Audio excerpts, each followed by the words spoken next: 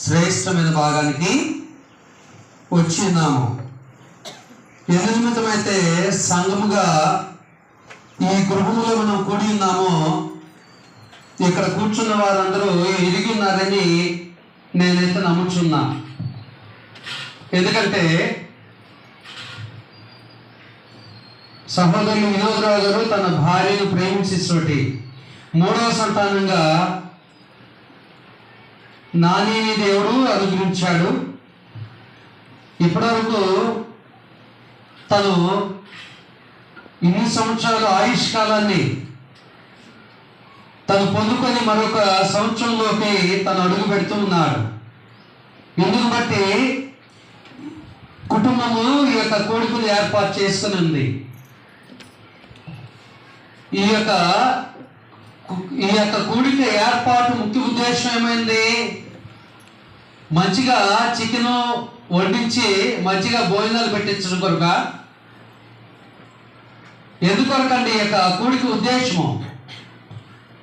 ఈ కూడిక ద్వారా ఎంతో కొంత దేవుని వాక్యాన్ని నేర్చుకోవాలి, అనేకులకు వినిపించాలి అనే ఆలోచనతో కుటుంబం ఏర్పాటు చేసుకుని ఉందని నేనైతే భావిస్తున్నా.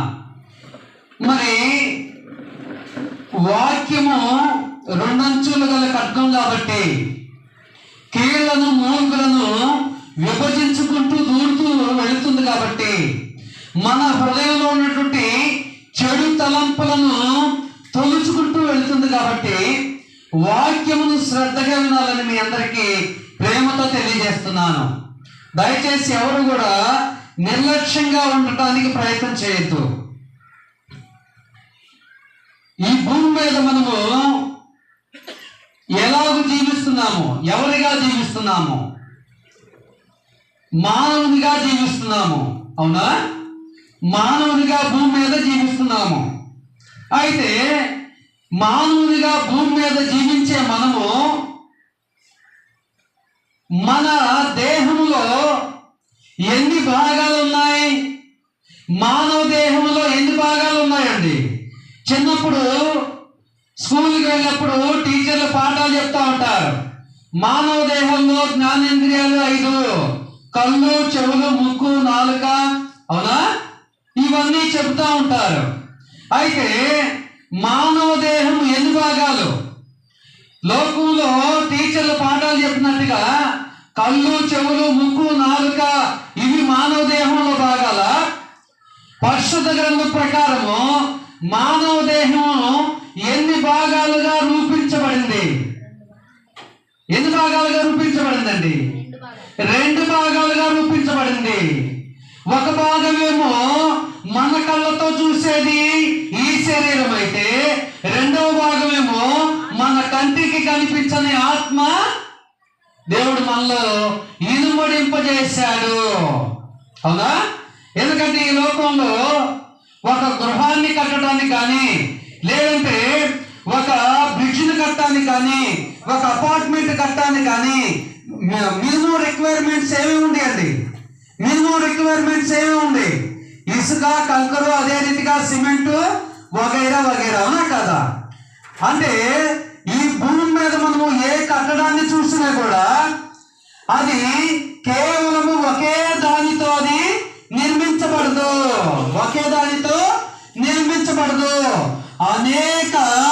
అనేకమైన వాటి కలిగి అది నిర్మించబడుతుంది. అదే రీతిగా మానవ దేహం కూడా అనేక భాగాల చేత నిర్మించబడింది. ఈ యొక్క అనేక భాగాల్లో ప్రాముఖ్యమైనది 2 భాగాలు. అది శరీరము, 2 ఆత్మ. శరీరము, ఆత్మ. అయితే ఈ శరీరము ఆత్మని మనం గమనిస్తూ ఉన్నాం కదా. ఈ శరీరానికి కొద్దిగా నీరసంగా ఉంటే ఏం చేస్తామండి? మనం పోయి బెడ్ మీద పడుకుంటాం. అవునా? ఏదైనా అనారోగ్యం వస్తే ఏం చేస్తాం? వెంటనే డాక్టర్ అపాయింట్మెంట్ తీసుకొని డాక్టర్ని కలుస్తాం. మనకున్న అనారోగ్యత ఏందో చెప్తాం. దాని దగ్గర మెడిసిన్ ఆ డాక్టర్ ఇచ్చిన తర్వాత దాన్ని వాడతాము. అవునా? అంటే ఈ శరీరము కొరకు నీరసంగా ఉన్నా కూడా శరీరం కొరకు జాగ్రత్త తీసుకుంటున్నాము. అదే రీతిగా ఏదైనా అనారోగ్యత ఉన్నా కూడా జాగ్రత్త తీసుకుంటున్నాము.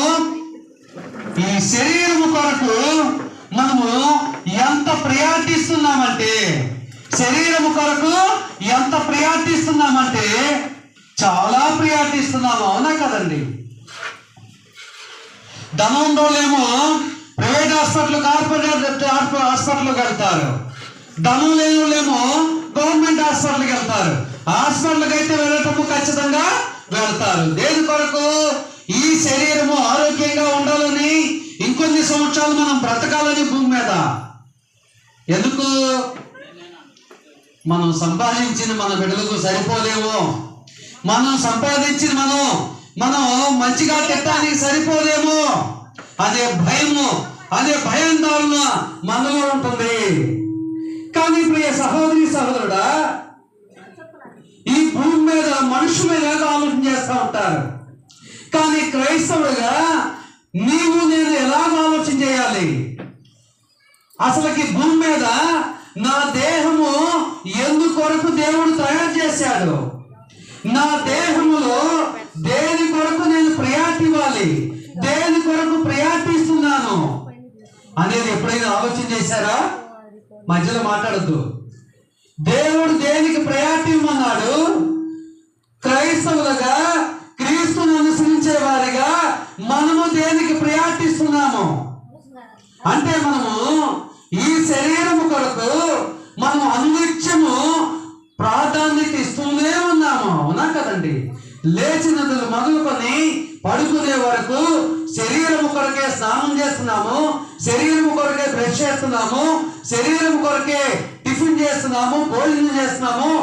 ఏ పని చేసినా, ఉద్యోగం చేసినా, వ్యాపారం చేసినా, కూలి పనులు చేసినా, ఏ చేసినా కూడా శరీరం కొరకే చేస్తున్నాము.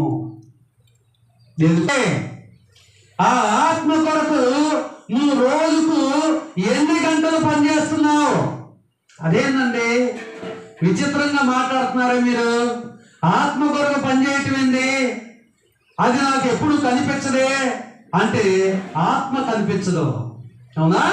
కానీ మనము లోతుగా పరిశుద్ధ గ్రంథాన్ని పరిశీలన చేస్తే అసలు మానవ దేహము ఎలాగో నిర్మితమైందో ఆదికాండము 2వ అధ్యాయం 7వ వచనాన్ని ఒకసారి మనం గమనిస్తే, మానవ దేహం ఎలాగో రూపించబడింది ఒకసారి ఆదికాండము 2వ అధ్యాయము 7వ వచనాన్ని గమనించండి. ప్రతి ఒక్కరు కూడా పరిశుద్ధ గ్రంథాన్ని తీసి నిజంగా లేఖన భాగాలు అలాగూ చెప్తున్నా లేవా అని పరిశీలన చేయండి. ఆదికాండము 2వ అధ్యాయం 7వ వచనము.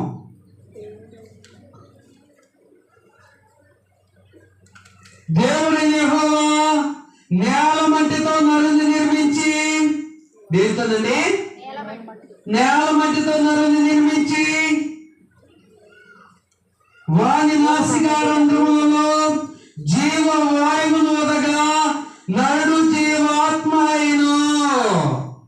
మానవుని దేవుడు ఎలాగ తయారు చేశాడో తెలుసా? ఈ శరీరాన్ని నేల మట్టితో తయారు చేశాడు. అవునా? నేల మట్టితో తయారు చేసిన తర్వాత మానవుడు కదిలాడంటే కదలలేదు. అవునా? మానవుడు కదిలాడా? కదలలేదు. ఎందుకంటే ఇప్పుడు చనిపోయిన వ్యక్తి మీద పడి ఏడుస్తూ ఉంటారు. అవునా? ఎంతో దుఃఖిస్తూ ఉంటారు. ఆ యొక్క చనిపోయిన శవము లేస్తుందా? స్పందిస్తుందా? అయ్యో నా కొరకు ఏడుస్తున్నారే అని కదిలాడుతుందా? అలాంటి స్థితి. ఏ స్థితి? నేల మట్టితో చేసిన తర్వాత. అయితే ఆ మనుషుడు ఎప్పుడు కదలిక, మనుషుల్లో కదలిక ఎప్పుడు ప్రారంభమైందంటే అతని నాసికారంధ్రం ద్వారా దేవుడు జీవవాయువులు వదగా నరుడు జీవాత్మ అయిను. నరుడు ఏమయ్యాడు? జీవాత్మ అయ్యాడు. అప్పటి వరకు నరుడు ఆ యొక్క నేల మట్టితో చేసిన నరుడు ఎలాగున్నాడు? కదలిక లేని స్థితిలో ఉన్నాడు. కానీ ఎప్పుడైతే ఆ యొక్క నాసికారంధ్రము ద్వారా జీవవాయువును వదిలిన తర్వాత ఆ నరుడు జీవాత్మ అయ్యాడు. అంటే చూడండి ప్రియ దేవుని పిల్లరా, దేవుడు మానవుడిని తయారు చేసేటప్పుడు ఆయనకు ఒక గొప్ప ప్రణాళిక ఉన్నది. ఆయనకు కొన్ని కోట్ల రకాల ప్రాణులు ఉన్నాయి, కానీ వాటన్నిటిలో దేనికి కూడా దేవుని స్వరూపాన్ని దేవుడు వాటికి ఇవ్వలే. అవునా కదండి? దేవుని స్వరూపం అంటే అర్థమైందండి. ఏమంటే కొంతమంది నల్లగా ఉన్నారు, కొంతమంది ఎర్రగా ఉన్నారు, కొంతమంది పొట్టిగా ఉన్నారు, పొడుగ్గా ఉన్నారు. ఎవరు దేవుని స్వరూపము? ఎవరు దేవుని స్వరూపం అంటే ఎవరు దేవుని స్వరూపం అండి? పొట్టిగా ఉన్నవాళ్ళు దేవుని స్వరూపమా? పొడుగ్గా ఉన్నవాళ్ళు దేవుని స్వరూపమా? ఎర్రగా ఉన్నవాళ్ళు దేవుని స్వరూపమా? నల్లగా ఉన్నవాళ్ళు దేవుని స్వరూపమా? అంటే దేవుని స్వరూపం అంటే పై రూపం కాదండి. అర్థమవుతుందండి? పై రూపం కానే కాదు, మన హృదయంలో నింపబడినటువంటి ఆత్మ ఉన్నదే, అది దేవుని స్వరూపము. అర్థమవుతుందండి? అది దేవుని స్వరూపమై ఉన్నది. ఏమైనది? దేవుని స్వరూపమై ఉన్నది. కాబట్టి ప్రియ సహోదరి సహోదరులారా, ఈ భూమి మీద కొన్ని కోట్ల రకాల ప్రాణులకు ఏ ప్రాణికి కూడా ఇవ్వని ఘనత దేవుడు మానవుడైన మనకు దయచేశాడు. ఈ భూమి మీద అడవికి రాజు సింహము, అవునా? ఆ సింహాన్ని చూస్తే మనము ఎదురుగా నిలబడగలమా? సింహాన్ని బోధులో మాత్రమే ఉంచి చూడగలమా? అవునా? విష సర్పం వస్తే మనం ఏం చేస్తామండి? దానికి ఎదురుగా పోగలమా? అయితే ఈ భూమి మీద మనకంటే బలవంతులైనటువంటి ప్రాణులు చాలా ఉన్నాయి, కానీ వాటన్నిటికీ వేటికి కూడా దేవుని స్వరూపము లేదు. వాటన్నిటికి వేటికి కూడా దేవుని స్వరూపము లేదు.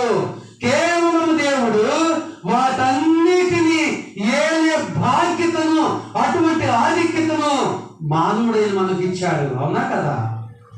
మొట్టమొదటి మానవుడైనటువంటి ఆదాముకి ఏం చెప్పిండండి? మొట్టమొదటి మానవుడైన ఆదాముకి ఏం చెప్పిండు? అసలు ఈ సృష్టి యావత్తు కూడా దేవుడు సృష్టించిన క్రమాన్ని ఒకసారి చూస్తే, దేవుడు ముందుగా మానవుడికి ఏమేం కావాలో వాటన్నిటిని తయారు చేశాడు. అవునా? చెట్టు చివరిగా మానవుడు తయారు చేశాడు. అవునా కదా? ఎందుకొరకు? ఈ యొక్క సృష్టి మొత్తాన్ని అనుభవిస్తూ నాకు లోబడమన్నాడు దేవుడు. అవునా? కానీ మనం ఏం చేస్తున్నాం అంటే సృష్టిలో ఉన్నటువంటి ప్రతిదాన్ని అనుభవిస్తున్నాం, కానీ దేవుని లోబడే విషయంలో మాత్రం నిర్లక్ష్యపు వైఖరిని కలిగి ఉంటున్నాము. దేవుని లోబడే విషయంలో నిర్లక్ష్యపు వైఖరిని కలిగి ఉంటున్నాము. చూడండి ప్రియులారా, మొదటి కొరింథీ 6వ అధ్యాయము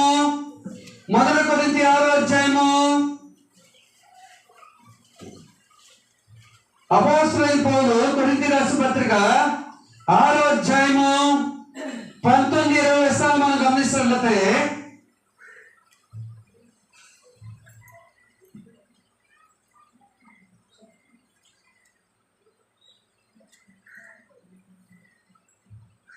చదవండి 19-20.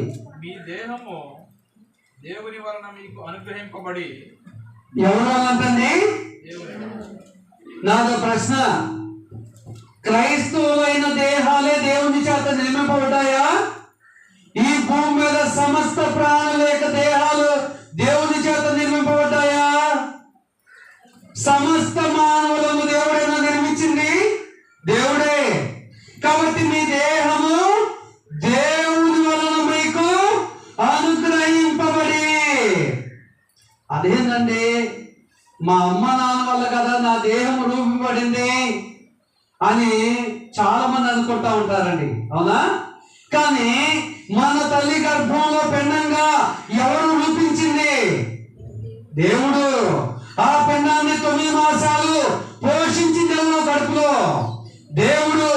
ఆ పిండాన్ని క్షేమకరంగా భూమి మీద తెచ్చింది ఎవరు? దేవుడు.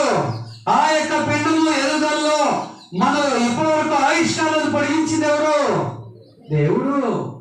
ఈ భూమి మీద మనము మానవులుగా జన్మించకు మన తల్లిదండ్రులను ఒక సాధనంగా వాడుకుంటున్నాడు దేవుడు. కాబట్టి మనము ఎవరు సొత్తై ఉన్నాము? దేవుని సొత్తై ఉన్నాము. మనల్ని ఎవరు నిర్మించాడు? దేవుడు నిర్మించాడు. మరి దేవుని సొత్తు అయినటువంటి మన దేహముతో దేవుని కనపరచగలుగుతున్నామా? వారానికి 168 గంటలు ఉంటే 168 గంటల్లో కనీసం 2 గంటలన్నా నికాసుగా, నిక్కచ్చంగా, ఖచ్చితంగా దేవుని కొరకు సమయాన్ని కేటాయించగలుగుతున్నామా? 126 గంటలు నీ కొరకు, నీ భార్య కొరకు, నీ బిడ్డల కొరకు పనిచేసుకోమని చెప్పింది దేవుడు. 125 గంటల్లో కనీసం 2 గంటలైనా ఖచ్చితంగా ప్రతి ఆదివారమున నేను దేవుణ్ణి ఆరాధిస్తున్నాను అనేవాళ్ళు చేతులెత్తండి. ప్రతి ఆదివారం విడవకు పడకుండా, నా జీవితంలో ఒక్క ఆదివారం కూడా విడవబడకుండా దేవుణ్ణి ఆరాధించే వాళ్ళు, ఆరాధించాలన్న వాళ్ళు ఎంతమంది ఉన్నారు? ఎందుకు ఆరాధించలేకపోతున్నారు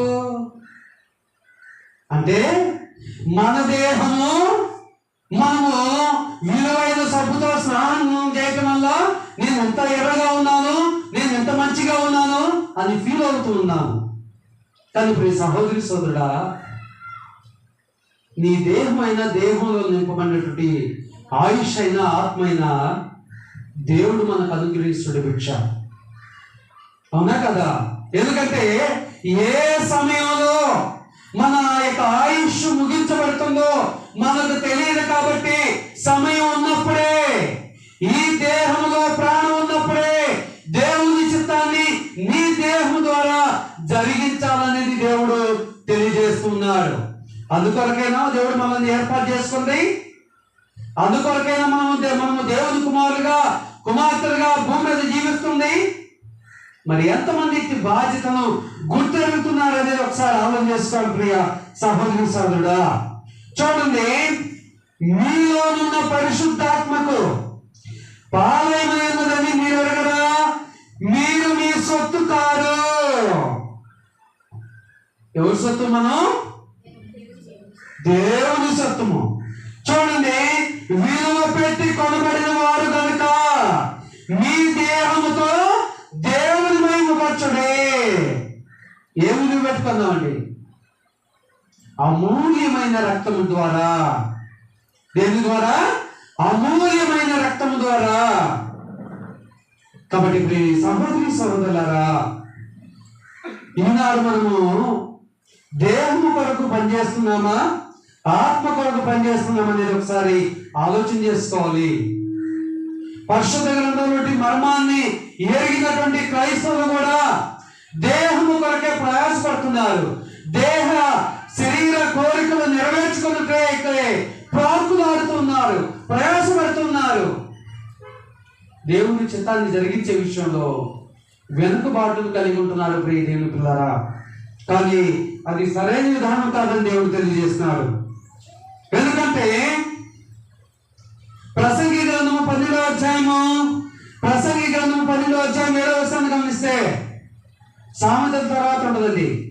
ప్రసంగి గ్రంథము 12వ అధ్యాయము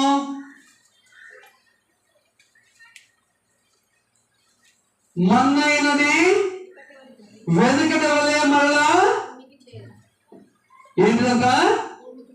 మన్నైనది వెనుకటి వలె మరలా. ఏదైతే ఆదికాండము 2వ అధ్యాయము 7వ వచనం ప్రకారము ఏదైతే ఈ యొక్క మనలను మన్ను ద్వారా దేవుడు తయారు చేశాడో, చనిపోయిన వెంటనే, అసలు చనిపోవడం అంటే ఏందో తెలుసండి? శరీరము ఆత్మ ఎడబాటు కావటము. చనిపోవటం అంటే ఏంటండి? శరీరము ఆత్మ ఎడబాటు కావటము. అయితే మట్టితో తయారు చేసే ఈ శరీరము ఎక్కడైతే చనిపోయామో ఆ ప్రదేశంలోనే ఉంటుంది. అవునా? మరి శరీరంలో నింపబడిన ఆత్మ ఎక్కడ వెళ్తుందండి? చూడండి, ఇప్పుడైతే అంత ప్రేమలు లేవు, కానీ కుటుంబ సభ్యుల మధ్య ఒక 15 సంవత్సరాలు, ఒక 20 సంవత్సరాలు వెనక్కి వెళితే ఎవరైనా కుటుంబంలో వృద్ధాప్యంలో ఉన్న వాళ్ళు చనిపోతారని తెలిసినప్పుడు చుట్టూతా మంచం చుట్టూతా ఆ యొక్క బంధువులు ఉండేవారు, చేతిలో చేసేవారు. కానీ ప్రాణం ఎడిపోయిందో కూడా తెలియదండి అని చాలా మంది చెప్తూ ఉండేవారు. అవునా కదండి? చుట్టూతా ఉండేవారు, కానీ ప్రాణం ఎడిపోయిందో కూడా ఎవరికి తెలియదు. అంటే అది దేవుని నియమము. ఎందుకంటే మన ఆత్మ ఏదైతే దేవుని యొద్ద నుండి వచ్చిందో కన్నురెప్ప పాటు కంటే ఇంకా స్పీడ్గా దేవుడు నిర్ణయించబడిన ప్రదేశానికి వెళుతుంది. అదే ఇక్కడ అంటున్నాడు, మన్నైనది వెనుకటి వలె మరలా భూమికి చేరును, ఆత్మ దాన్ని దయచేసిన దేవుని యొద్దకు మరలా పోవును. ఏం చేస్తాడ? ఆత్మ మరలా పోవును. ఎక్కడికి? దేవుడు నిర్ణయించిన ప్రదేశానికి పోతుంది. ఈ భూమి మీద ఒక కూలికి వెళ్ళే వాడిని అడిగితే ఆ కూలికి వెళ్ళే ఆ యొక్క కూలివాడు ఏం చేయాలండి? ఆ యొక్క పొలంలోకి వెళ్ళి ఉదయం నుంచి సాయంత్రం వరకు తన యొక్క పని ముగించుకొని తిరిగి వస్తేనే తనకు జీతం. అవునా? ఉద్యోగస్తులైన అంతే కాదా? వ్యాపారస్తులైన అంతేనా కాదా? ఈ భూమి మీద దేవుడు నీకు శరీరాన్ని ఎందుకో తెలుసా ఇచ్చింది? శరీర కోరికలు నెరవేర్చుకోవడం కాదు. అంటే లోకంలో మంచి సంపాదించుకోవడానికి, మంచి ఉద్యోగం సంపాదించుకోవడానికి, మంచిగా బిల్లులు కట్టుకోవడానికి కాదండి. ఈ భూమి మీద దేవుడు మనకు శరీరాన్ని ఇచ్చింది, శరీరంలో ఆయన స్వరూపమైనటువంటి ఆత్మని ఇచ్చింది. ఆ ఆత్మను కాపాడుకున్నటకే, ఆ ఆత్మను కాపాడుకున్నటకే, ఆ ఆత్మను భూమి మీద ప్రాణంతో ఉండగానే దేవుని సమర్పించుకోవాలంట. చాలా మంది ఏదయ్యా చర్చికి రారంటే ముందేమో యవన ప్రాయం అండి, యవన ప్రాయంలో మా అబ్బాయి రాడండి అంటారు. యవన ప్రాయం దాటిన తర్వాత ఉద్యోగం వచ్చేసరికి ఉద్యోగంగా కుదరట్లేదండి అంటారు. ఉద్యోగం వచ్చిన తర్వాత వివాహం చేయాలండి అంటారు. వివాహం చేసిన తర్వాత కొత్తగా పెళ్ళైంది కండి చర్చికి ఇప్పుడు ఎట్లా వస్తారంటారు. పెళ్ళైన తర్వాత బిడలు, ఆ తర్వాత వాళ్ళని చదివిటము.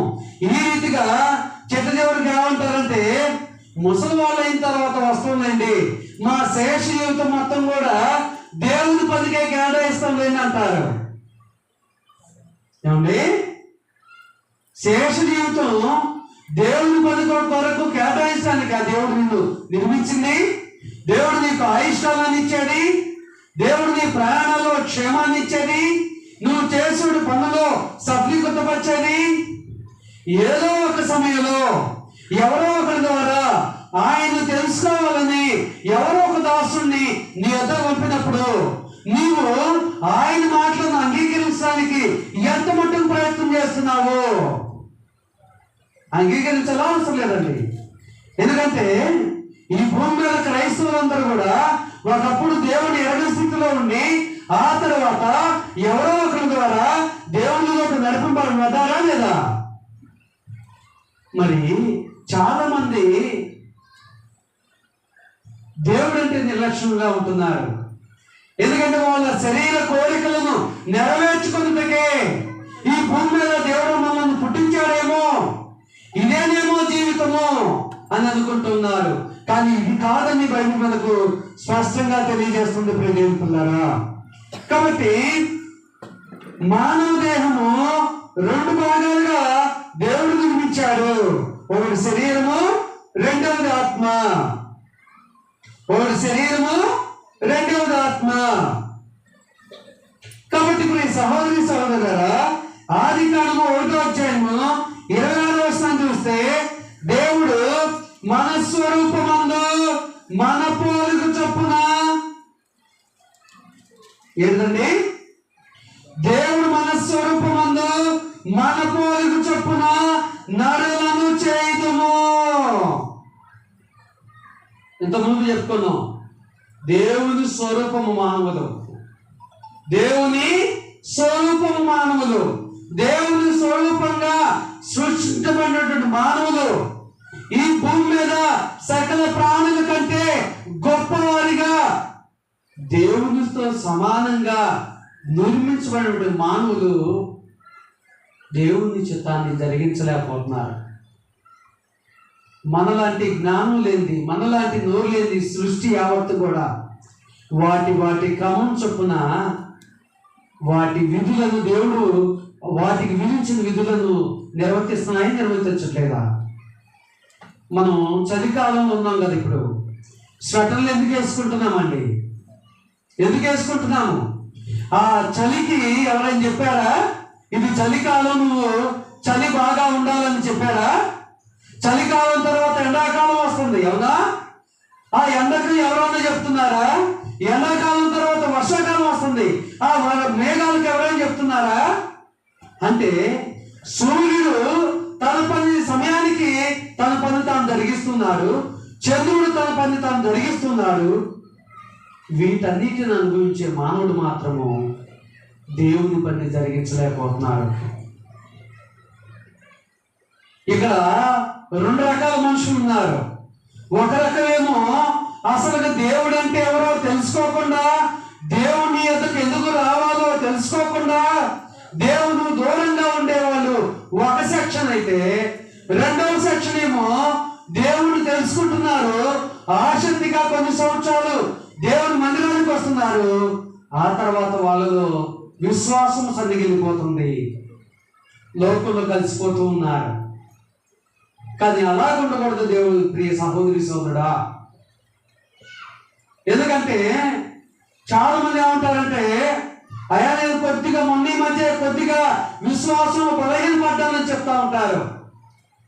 మన క్రైస్తవుల విశ్వాసం అనేది ట్రాక్ మీద నడిచే ట్రైన్ లాంటిది. ఆ యొక్క ట్రైన్ కొద్దిగా ట్రాక్ తప్పినా కూడా ఏమవుతుందండి? యాక్సిడెంట్ గురవుతుంది. క్రైస్తవ విశ్వాసం కూడా అలాంటిదే ప్రియ సహోదరి సోదరుడా. నా కుటుంబంలో మేలు జరిగినప్పుడు, నాకు మంచి ఆరోగ్యం ఉన్నప్పుడు నేను దేవునికి లోపడతా. నా కుటుంబంలో సమస్యలు ఉన్నప్పుడు, ఇరుకు ఇబ్బందులు ఉన్నప్పుడు నేను దేవునికి లోపడినంటే కలవదండి. ఎల్లప్పుడూ ఒకే విశ్వాసాన్ని కలిగి ఉండాలి. ఎల్లప్పుడూ ఒకే విశ్వాసాన్ని కలిగి ఉండాలి. ఇంకా శ్రమలు వచ్చినప్పుడే మనము బలంగా నిలబడాలి దేవునిలో. మరి ఎంతమంది నిలబడుతున్నారండి బలంగా? ఎంతమంది నిలబడగలుగుతున్నారు? అసలు నిలబడాలని పరిశుద్ధ గ్రంథం బోధిస్తుందని ఎంతమంది అవగాహన ఉంది? ఎంతమంది తప్పిపోతున్నారండి? తాగుబోతులుగా, తిరుగుబోతులుగా, వ్యభిచారులుగా మారుతున్నారు బాప్తిని తీసుకొని. కారణం ఏంటంటే వారి విశ్వాసంలో తప్పిపోయి చిట్ట చివరికి వాళ్ళు భ్రష్టులుగా మారిపోతున్నారు ప్రియ సహోదరి సోదరుడా. కానీ దేవుడైతే అందరూ పరలోకం పొందాలనేది ఆయనకు ప్రణాళిక ఉన్నది. అందరూ రక్షింపడాలనేదే ఆయన ప్రణాళిక ఉన్నది. మరి ఆయన ప్రణాళికను గుర్తించినప్పుడు నీవు గుర్తించిన వారి వద్దకు వెళ్ళి వాక్యాన్ని బోధిస్తున్నావా? వారికి వాక్యాన్ని ప్రకటిస్తున్నావా? ప్రియ సహోదరి సోదరుడా, ఒకసారి ఆలోచన చేసుకో. ఈ భూమి మీద మనకంటే బలవంతుడైన సింహానికి రెండవ జీవితం లేదు. మనకంటే బలంగా ఉండే ఆ యొక్క పులి కానీ, ఆ యొక్క అడవిలో ఉండే వేటికి కూడా దేవునితో గడిపే అవకాశం లేదు భూమి మీద చనిపోయిన తర్వాత. కానీ దేవుని స్వరూపంలో నిర్మించబడినటువంటి నీకు నాకు మాత్రమే దేవుడు అవకాశాన్ని ఇచ్చాడు. ఈ అవకాశాన్ని, దేవునితో గడిపే అవకాశాన్ని, ఎక్కడ? పరలోకంలో. పరలోకంలో దేవునితో నేను గడపాలంటే వారానికి ఎంత చందా ఇస్తే సరిపోతుందా? నెలకింత చందా ఇస్తే సరిపోతుందా? ఇంట్లో ఉండి ప్రార్థన చేసుకుంటే సరిపోతుందా? మనకి బాధ వచ్చినప్పుడల్లా సేవకుడు ఫోన్ చేసి ప్రార్థన చేయమంటే సరిపోతుందా? ఏం చేయాలండి? దేవుణ్ణి గుర్తెరగాలి. గుర్తెరిగిన నాటి నుండి ప్రతి ఆదివారము క్రమం తప్పకుండా దేవుణ్ణి ఆరాధించాలి.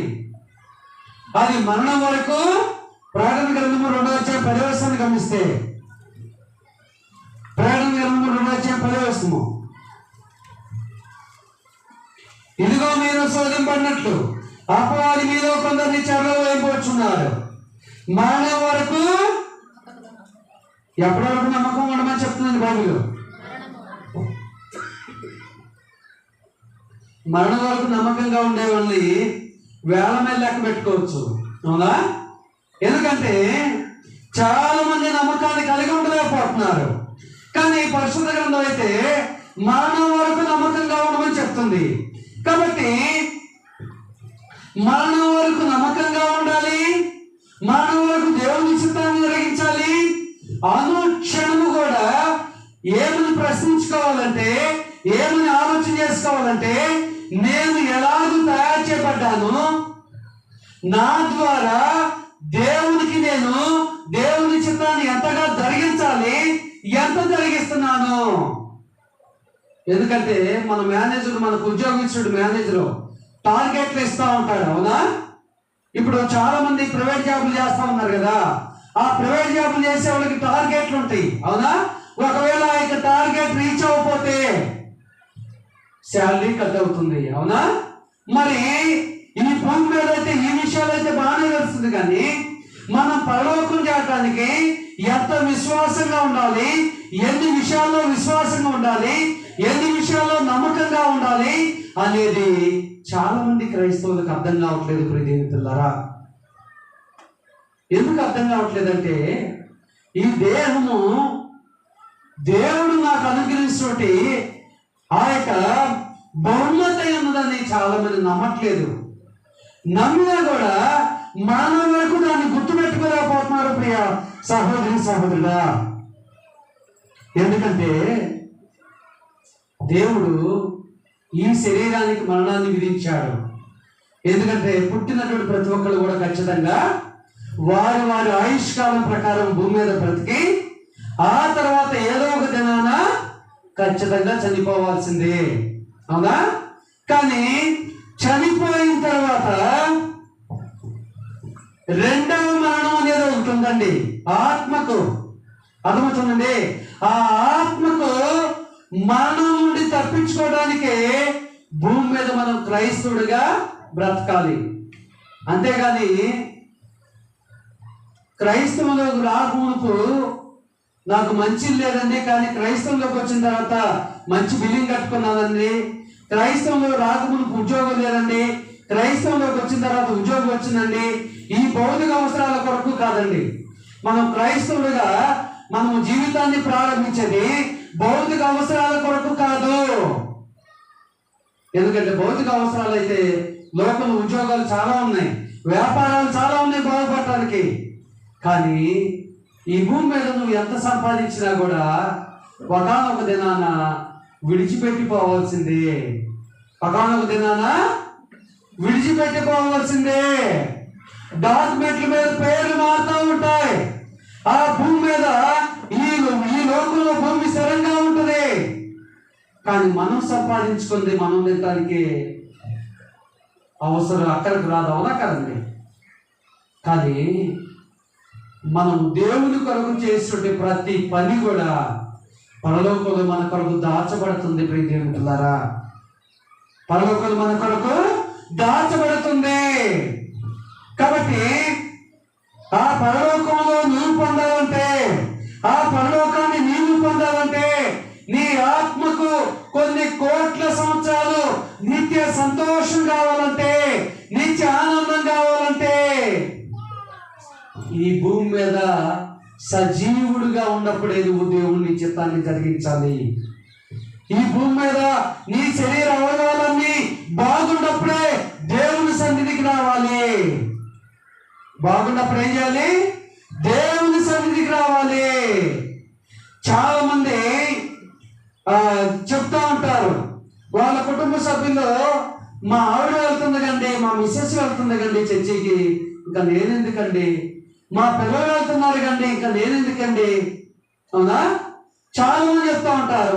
చాలా కుటుంబాల్లో భర్త వస్తే భార్య రాదు, భార్య వస్తే భర్త రాదు, వీళ్ళిద్దరు వస్తే పిల్లలు రాదు. ఎందుకని?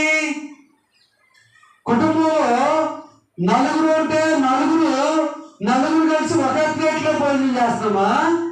నలుగురు కలిసి ఒకే గ్లాసులో టీ తాగుతున్నామా? నలుగురు కలిసి ఒకే ప్లేట్లో టిఫిన్ చేస్తున్నామా? ఎవరి ప్లేట్లో వాళ్ళే తింటున్నాం కండి, అవునా? మరి ఎవరి ఆత్మ తాలూకా వాళ్ళే దేవుని తెలుసుకోవాలి, ఎవరి ఆత్మ తాలూకా వాళ్ళే లెక్క చెప్పుకోవాలి. అర్థమవుతుందండి? అర్థమవుతుందా? 2 కొరింథీ 5:10 చూడండి. 2 కొరింథీ 5:10 ఎందుకనగా తాను జరిగించిన క్రియలు చొప్పున అవి మంచివైన సరే చెడ్డవైన సరే దేవునితో జరిగించిన ప్రతి వాటికి క్రీస్తు న్యాయపీఠం ఎదుట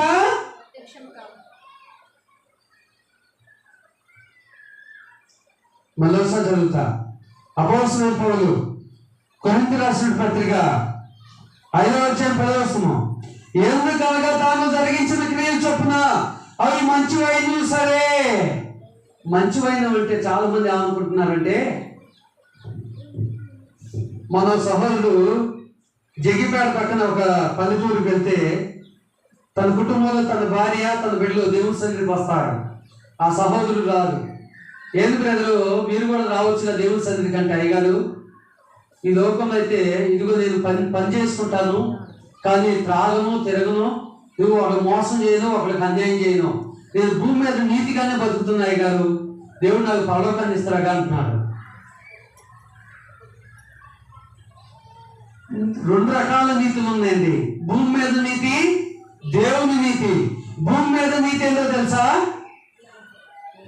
త్రాగుబోతనం లేకపోవటం, తిరుగుబోతనం లేకపోవటం, అన్యాయం చేయబోవటం, పలాని వ్యక్తి చాలా మంచివాడురా అనిపించుకునేది భూమి మీద నీతి అండి. ఆ నీతి ఎక్కడి వరకు మనకు ఉపయోగపడుతుందో తెలుసా? మనం చనిపోయిన తర్వాత 4 వ్యక్తులు వచ్చి చూడటానికి ఉపయోగపడుతుంది. కానీ ఆ నీతి మనం పరలోకం చేయటానికి ఉపయోగపడదు. అర్థమవుతుందా? మనం పరలోకం చేయటానికి ఏ నీతి ఉపయోగపడుతుందో తెలుసా? ద్వితీయోపదేశకాండము 6:25 ప్రకారము దేవుని యొక్క సమస్తమైన ఆజ్ఞలు కట్టడలు గైకొనటియే నీతి. ఇది దేవుని నీతి. అర్థమవుతుందండి? చాలా మంది ఏమనుకుంటున్నారంటే, నేను త్రాగుబోతుంది కాదుగా అయ్యగారు, తిరిగిపోతుంది కాదుగా, ఒకరికి అన్యాయం చేయట్లేదుగా, కాబట్టి దేవుడు నాకు కూడా పరలోకాన్ని ఇస్తాడు అనుకుంటున్నారు. ఆ నీతి మనం చనిపోయిన తర్వాత పలాని వ్యక్తి చాలా మంచివాడురా, తను బతికున్నప్పుడు మనం మంచిగా ప్రేమించేవాడు, మంచిగా పలకరించేవాడు అనేదానికి ఉపయోగపడుతుంది. అవునా కదండి? కానీ ద్వితీయోపదేశకాండం 6:20 ప్రకారము దేవుని యొక్క సమస్తమైన ఆజ్ఞలు కట్టడలు నిజంగా నువ్వు గైకుంటే ఖచ్చితంగా దేవుడు నీకు పరలోకాన్ని ఇస్తాడు. గైకొనగలమా లేదా మనుషులుగా? చాలా మంది ఏమంటున్నారంటే, ఎలాగూ గైకొనగలమండి, అన్ని విషయాల్లో నమ్మకంగా ఉండాలంటే ఎలాగ ఉండగలగలమంటే మనం మనుషులు కంటే అంటున్నారు. క్రీస్తు ప్రభు శరీరధారిగా వచ్చి 33.5 సంవత్సరాలు భూమి మీద బ్రతికాడు. అవునా కదండి? ఆయన శరీరధారిగా వచ్చి నీలాంటి నాలాంటి శరీరాన్ని ధరించాడు. నీలాగా నాలాగా ఆయన కూడా ఆకలైంది, అవునా, దాహమైంది. ఆయన కూడా ఆ యొక్క లాజరు చనిపోయినప్పుడు దుఃఖించాడు. కానీ ఆయన 33.5 సంవత్సరాలు తండ్రి చిత్తాన్ని ఆయనకి ఇష్టం వచ్చిన రీతిగానే జరిగించగలిగాడా లేదా? ఏమండి? అపోస్తలులు కూడా అలాగ జరిగించగలిగారా లేదా? ఆ తర్వాత 3,000 మందితో ప్రారంభించినట్టు ఆ యొక్క 6 క్రైస్తవులు కూడా అలాగూ జరిగించగలిగారా లేదా? మరి నేటి క్రైస్తవులు ఎందుకు జరిగించలేకపోతున్నారు అనేది ఒకసారి ఆలోచన చేసుకోవాలి. నేటి క్రైస్తవులు ఎందుకు జరిగించలేకపోతున్నారు? ఎందుకనగా తాను జరిగించిన క్రియలు చొప్పున అవి మంచివైన సరే చెడ్డమైన సరే దేవునితో జరిగించిన వాటి ఫలమును ప్రతి వాడును పొందినట్లు మనమందరము క్రీస్తు న్యాయపీఠమంత ప్రత్యక్షము కావాలేను. తీర్పు నాడు దేవుడు అడుగుతాడు, ఏమని? అయ్యా, నువ్వు ఉద్యోగం చేసి ఎంత సంపాదించావు, వ్యాపారం చేసి ఎంత సంపాదించావు, కూలి పని పోయి ఎంత సంపాదించావు, ఇవన్నీ అడుగుతారా? నీ బిడ్డ కొరకు ఎంత వెనకేసుకున్నావు? అవునా? నీ కొరకు ఎంత వెనకేసుకున్నావు? నీ భార్య కొరకు ఎంత వేసుకున్నావు? ఇవన్నీ అడగడండి. అర్థమవుతుందా? భూమి మీద నన్ను తెలుసుకున్నావా లేదా? తెలుసుకున్న కానించి నా చిత్తాన్ని, నా ఇష్టాన్ని జరిగించావా లేదా? ఇదేనా దేవుడు అడిగేది? ఏమండి, ఈ భూమి మీద మనకు లంచాలు ఇచ్చి మేనేజ్ చేయటం బాగా అలవాటండి. క్రైస్తవులైన మనం కూడా చాలా విషయాల్లో లంచాలు ఇచ్చి మేనేజ్ చేస్తాము. చాలా విషయాల్లో అక్కడ లంచం ఇచ్చే అవకాశం లేదండి. అర్థమేనండి? ఆయన దగ్గర మనం భూమి మీద దేవుడు తెలుసుకొని ఎన్ని మార్లు ఆయన చిత్తానికి విరోధంగా నడుచుకున్నామో ప్రతిదీ ఆయన దగ్గర రికార్డు ఉందండి. కాబట్టి ఆయన నుండి తప్పించుకోలేమండి. కాబట్టి ప్రియ సహోదరి సహోదరుడా, క్రీస్తు న్యాయపీఠం ఎదుట ఈ భూమి మీద దేవుని ఎరిగిన వారు, దేవుని ఎరగని వారు కూడా నిల్చోవాల్సిందే. అయ్యా, నాకు తెలియదుగా, నేను చర్చికి పోలేదుగా, నాకు ఇంత వివరంగా చెప్పలేదుగా అని మనం అంటే దేవుడు అప్పుడు గుర్తు చేస్తా ఉంటాడు. ఇదిగో ఫోన్ ద్వారా నా దాసుడు తెలియపరిచాడు కదా, నువ్వు చర్చికి రావాలి, దేవుడు తెలుసుకోవాలి అని చెప్పాడు కదా. ఇదిగో నీ గృహానికి వచ్చి పలాని రాత్రికాల సమయంలో తెలియజేశాడు కదా, పలాని మధ్యాహ్న సమయంలో తెలియజేశాడు కదా, ఉదయకాల సమయంలో తెలియజేశాడు కదా. నీవేమో నిర్లక్ష్య పెట్టావు కదా. అవునా? నీవేమో నిర్లక్ష్య పెట్టావు. ఎందుకొరకంటే నీ దేహముతో నన్ను గలపరచాల్సిన నీ దేహముతో నన్ను గలపరిచావా అని దేవుడు అడిగినప్పుడు మన దగ్గర సమాధానం ఉందా? ప్రియ సహోదరి సహోదరుడా, ఒకసారి ఆలోచన చేసుకో. దేవుడు ఈ భూమి మీద ఎందుకొరకు నీకు దేహాన్ని ఇచ్చిందంటే, మనము పుట్టినటి నుండి చనిపోయే వరకు మంచి విలువైన సోపుతో స్నానం చేసి మంచిగా ఎర్రగా నీటిగా కనిపించడానికి, అందంగా కనిపించడానికి కాదు. విలువైన వస్త్రాలు దొరుకుని సమాజంలో గొప్పగా ఉండడానికి కాదు. విలువైన బంగారము వెండిని సంపాదించి సమాజంలో వీళ్ళు మంచి ధనవంతులు అనిపించుకోవడానికి కాదు. ప్రియమిత్రులారా, మన ఆత్మను కాపాడుకోవటానికి. దేని కొరకండి? ఆత్మను కాపాడుకోవటానికి. ఎక్కడ దొరికిందండి? ఇప్పుడు టౌన్లో అయితే, పట్టణాల్లో అయితే ఏముంటుందండి? రిలయన్స్ స్మార్ట్ అని, మోర్ అని, అవునా, రకరకాల షోరూమ్లు వచ్చినాయండి. అవునా? అక్కడ పోయి మనం ఏదైనా కొనగలమండి డబ్బుంటే. కానీ మన ఆత్మను పొందేమండి. ఎక్కడ దొరికిందండి? మన ఆత్మను మనము దేవుని సమర్పించుకోవాలంటే ఎక్కడ మాత్రమే సాధ్యపడుతుంది? దేవుని మందిరంలో. అర్థమవుతుందండి? ఆయన కుమారుని సన్నిధిలో ఎప్పుడెప్పుడు? ప్రతి ఆదివారమున. ఎందుకంటే సోమవారం నుండి శనివారం వరకు నీ కొరకు, నీ భార్య కొరకు, నీ కుటుంబం కొరకు పనిచేస్తున్నని దేవుడు చెప్తున్నారు. ఆదివారం అయితే ఖచ్చితంగా నీ దేహముతో దేవుని కనపరచాలి. ఇక్కడ ఉన్న వాళ్ళు మీ హృదయాల మీద చేయబెట్టుకొని చెప్పండి, ఎంతమంది ప్రతి ఆదివారమున క్రమం తప్పకుండా మేము దేవుణ్ణి ఆరాధిస్తున్నాము అని ఎంతమంది చెప్పగలరు?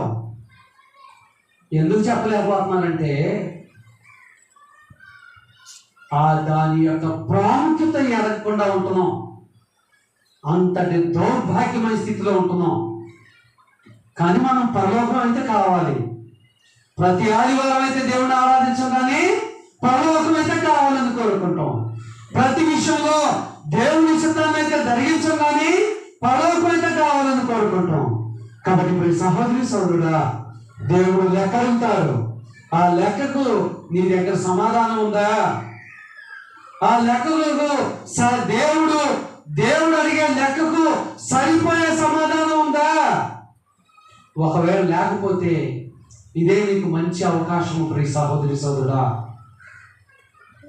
ఈ క్షణం నుంచైనా దేవునికి లెక్కపు చెప్పుకునే విషయంలో, ఒకవేళ నువ్వు దేవునికి క్రీస్తుకు వెలుపడి ఉంటే దేవుని మందిరానికి వచ్చి వాక్యాన్ని తెలుసుకొని నేర్చుకొని క్రీస్తులోకి బాప్తిజం పొంది దేవుని కుమారుడిగా జీవితాన్ని ప్రారంభించు.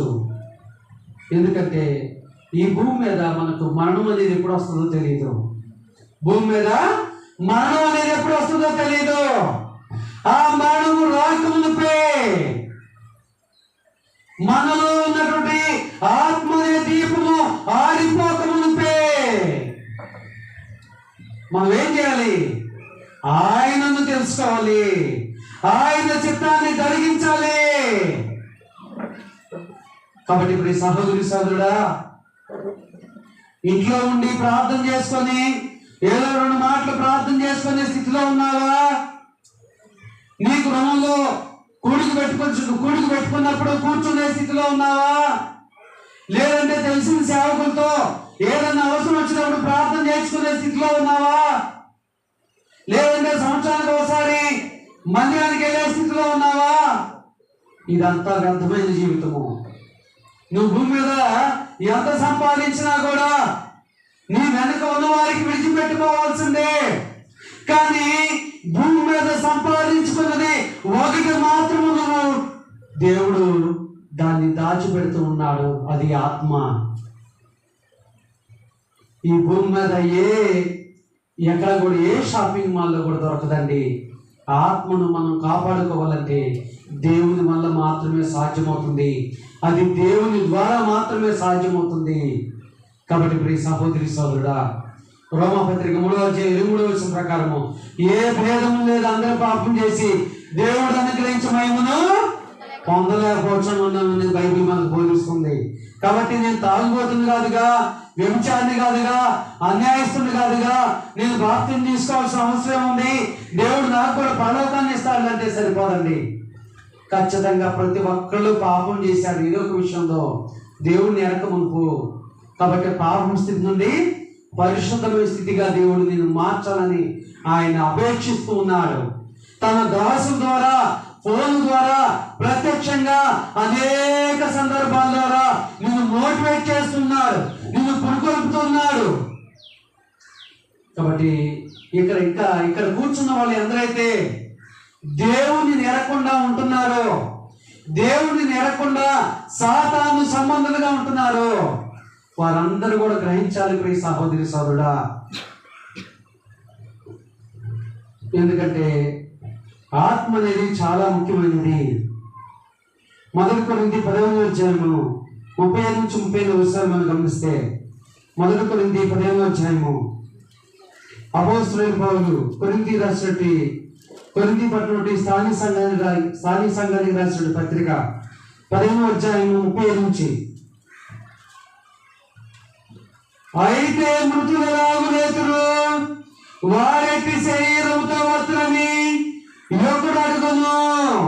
ఓ అవివేకి, నీవు విత్తునది చచ్చితేనే కానీ బ్రతికింపబడదు కదా.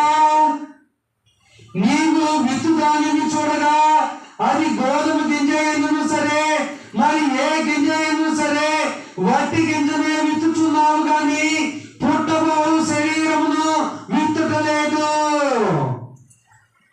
ఏంటంటే మనం వ్యవసాయం చేసే వాళ్ళని గమనిస్తున్నప్పుడు, మన అందరం కూడా వ్యవసాయ ఆధారిత కుటుంబాలే కదా.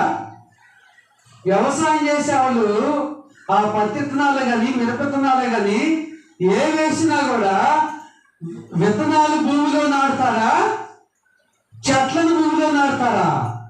వేటిని భూమిలో నాటుతారండి? నాటేటప్పుడు విత్తనాలుగానే ఉంటాయి కదా. కానీ వాటిని అవి ఆ యొక్క భూమిలో నాటిన తర్వాత ఆ విత్తనం చనిపోయి ఆ విత్తనంలో నుండి ఏమొస్తుంది? వస్తున్నాయి, మొక్కలు వస్తున్నాయి, అవునా? దాన్ని శరీరం అంటున్నారు దేవుడు, అవునా? కాబట్టి మనం ఏ గింజలు ఎత్తినా కూడా అది శరీరాన్ని ఇస్తుంది. అయితే దేవుడే తన చిత్త ప్రకారము నీవు విత్తిన దానికి శరీరం ఇచ్చును. ఎవరండి? నీ విత్తనాన్ని అయితే విత్తుతున్నాం, నీళ్ళైతే పోస్తున్నాం.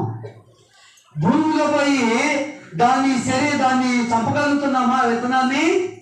అదంతా చేసేది, మిగతా ప్రాసెస్ అంతా చేసేది దేవుడు, అవునా? అలాగే మరియు ప్రతి విత్తనమునకును దాని శరీరం ఇచ్చుచున్నారు, అవునా?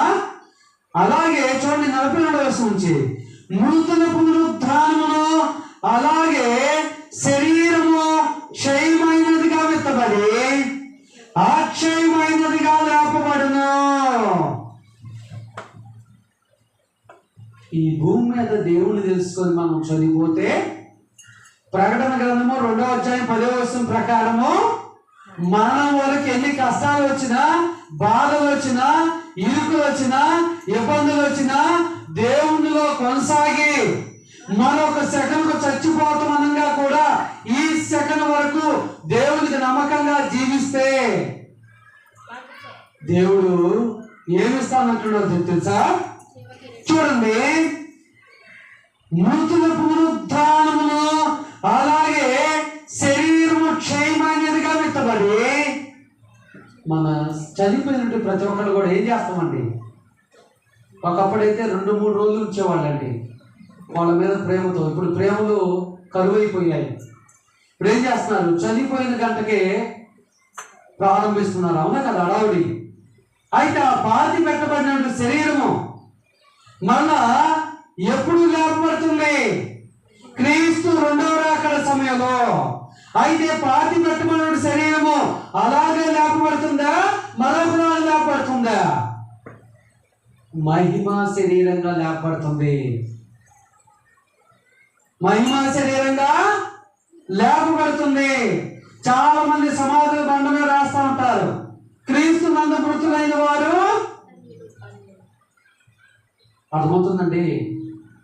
ఎవరు క్రీస్తు నందు ఉన్నారంటే ఎవరైతే దేవుని తెలుసుకొని మరణ వరకు ఆయనకు నమ్మకంగా ఉన్నారో వాళ్ళే క్రీస్తు నందు మృతులైనట్టు. కాబట్టి ఆ యొక్క అక్షయమైనది 2వ రాకంలో క్షయమైనదిగా లేపడుతుంది. దాని కంటిన్యూషన్ చూడండి 43వ వచనంలో, ఘనహీనమైనదిగా విత్తబడి. ఎలాగో? ఎందుకంటే కట్టుకున్న భార్య కూడా పాతి పెట్టే సమయంలో రాదు, అవునా కదండి? మన పక్కన ఉంటుందండి, భర్త అయినా భార్య అయినా, అవునా? కానీ చాలా ఘనహీనమైనదిగా చూస్తారు ఆ యొక్క డెడ్ బాడీని, అవునా?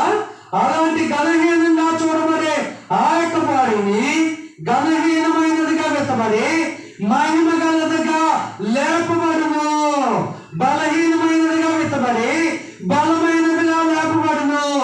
ప్రకృతి సంబంధమైన శరీరముగా విత్తబడి ఆత్మ సంబంధ శరీరముగా లేపబడును.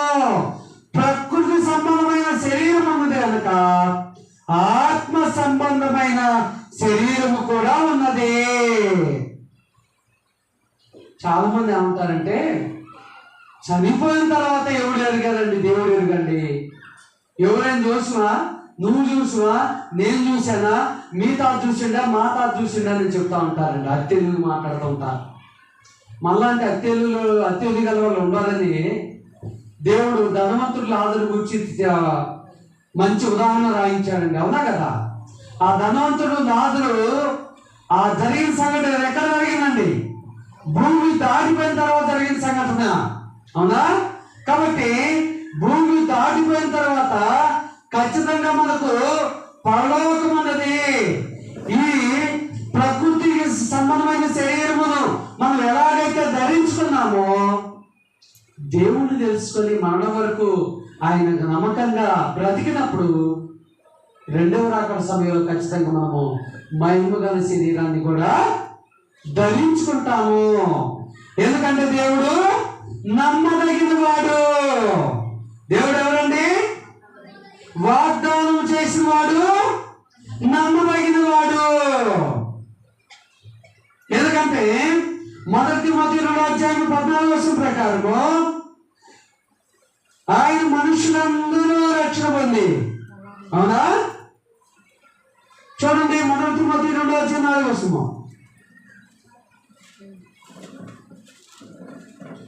ఆయన మనుషులందరూ రక్షణ పొంది. ఎందరట? మనుషులందరూ. ఆ మనుషుల్లో ఈ భూమి మీద కులాలు, గోత్రాలు, వర్గాలు, వర్ణాలతో సంబంధం లేకుండా ఈ భూమి మీద మనుషులందరూ కూడా ఆయన చేత సృజింపబడ్డాము. కాబట్టి ఈ భూమి మీద ఆయన చేత సృజింపబడిన ప్రతి మనుషుడు కూడా రక్షణ పొందాలని దేవుడితో కోరుకుంటున్నాడు, అపేక్షిస్తున్నాడు. ప్రియ సహోదరి సోదరుడా, మరి రక్షణ పొందిన స్థితిలో నువ్వు ఉన్నావా? రక్షణ పొందని స్థితిలో ఉన్నావా? అసలు రక్షణ అంటే ఏందో తెలియని స్థితిలో ఉన్నావా? ఒకసారి ఆలోచన చేసుకో ప్రియ సహోదరి సోదరుడా. ఈ కృతజ్ఞత కోరిక ద్వారా దేవుడు నిన్ను ప్రశ్నిస్తూ ఉన్నాడు, మరోసారి నిన్ను మేలుకొలుపుతూ ఉన్నాడు, మరోసారి నిన్ను మోటివేట్ చేస్తున్నాడు. ఎందరైతే ఇంకా దేవుని ఎరగని స్థితిలో ఉన్నారో, ఎరిగినా కూడా నమ్మకంగా ఉండలేకపోతున్నారు, ఇదే మంచి తరుణం అని దేవుడు తెలియజేస్తున్నాడు. ఇదే మంచి తరుణం అని దేవుడు తెలియజేస్తున్నాడు. కాబట్టి మనుషులందరూ రక్షణ పొంది సత్యమును కూర్చిన అనుభవ జ్ఞానం గలవారై ఉండాలని ఇచ్ఛయించుచున్నాడు. ఇచ్ఛయించడం అంటే కోరుకుంటున్నారండి, అవునా? మరి దేవుడు ఈ భూమి మీద నీ ప్రతి కోరికను తీర్చుతూ ఉన్నాడు. మరి దేవుడు కోరుకున్న దాంట్లో కోరికను నువ్వు తీర్చడానికి నువ్వు ప్రయత్నం చేస్తున్నావా లేదనేది ఒకసారి ఆత్మ పరిశీలన చేసుకోవాలి ప్రియ సహోదరి సోదరుడా. కాబట్టి ఈ భూమి మీద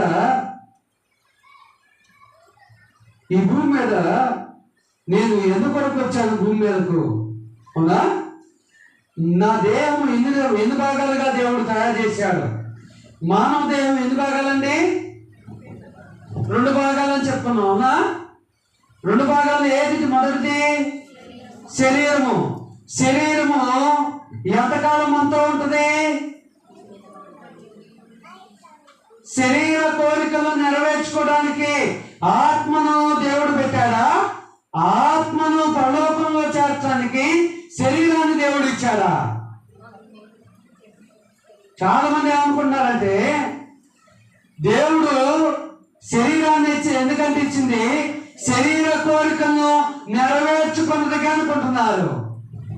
కానీ శరీర కోరికలు మాత్రమే కాదండి, కేవలము ఆత్మను రక్షించుకున్నదికే దేవుడు ఈ శరీరాన్ని ఇచ్చాడు. ఒకవేళ వర్షం వస్తుందండి, రైన్ కోట్ ఇచ్చారండి మీరు నాకు.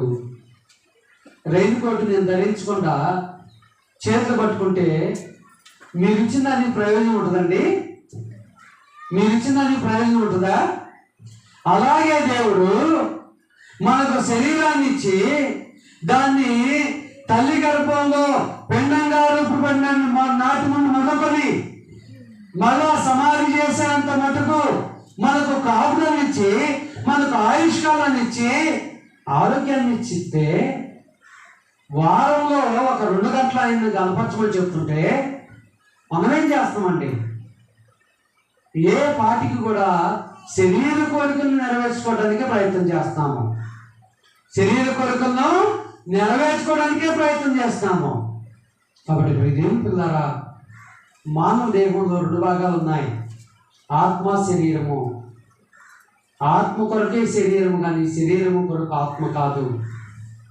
ఈ శరీరము మహా అయితే నువ్వు 60 సంవత్సరాలు బ్రతికితే 60 సంవత్సరాలు, 100 సంవత్సరాలు బ్రతికితే 100 సంవత్సరాలు నీతో ఉంటుంది.